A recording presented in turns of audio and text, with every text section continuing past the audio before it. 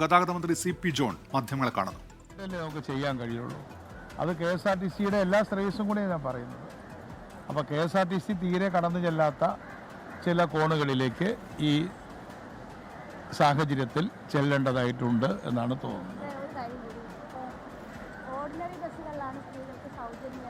അത് പറഞ്ഞില്ലല്ലോ, നാളെ പറയാം.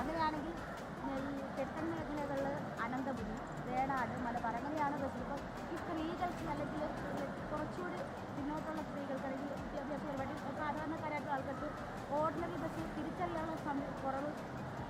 സാധിക്കില്ല. ഇപ്പം തമിഴ്നാട്ടിലാണെങ്കിൽ പിങ്ക് ബസ്സിൽ സ്ത്രീകൾ കയറും. അങ്ങനെ എന്തെങ്കിലും ഐഡന്റിഫിക്കേഷൻ ആലോചനയിലുണ്ടോ? ഞാൻ ഓർഡിനറിന്ന് ഫാസ്റ്റ് ഒന്നും ഇപ്പോൾ പറഞ്ഞിട്ടില്ല ഇതുവരെ. ഏതിലാണോ അത് സ്ത്രീകൾക്ക് തിരിച്ചറിഞ്ഞ് കയറാൻ സാധിക്കും. സ്ത്രീകൾക്കിടയിൽ വ്യത്യാസമില്ല, തിരിച്ചു വ്യത്യാസങ്ങളില്ല, എല്ലാ സ്ത്രീകൾക്കും.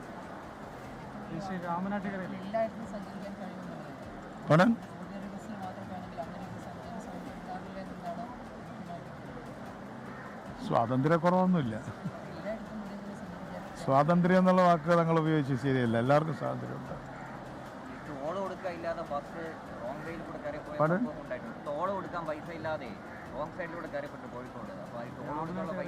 ഞാൻ അറിഞ്ഞില്ല, അറിയില്ല. ബസ്സുകൾക്ക് നിയമലംഘനം നടത്താനുള്ള അധികാരമില്ല.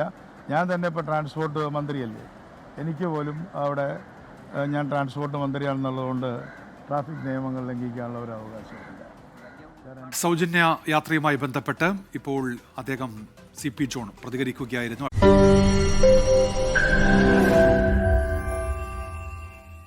ലോകത്തെവിടെയായാലും ഏത് സമയത്തും 24 വാർത്തകളും ഓഗ്മെന്റഡ് റിയാലിറ്റി പാക്കേജുകളും എക്സ്പ്ലെയിനറുകളും വിശദമായി കാണാൻ ഞങ്ങളുടെ യൂട്യൂബ് ചാനൽ നിങ്ങൾക്ക് സബ്സ്ക്രൈബ് ചെയ്യാം.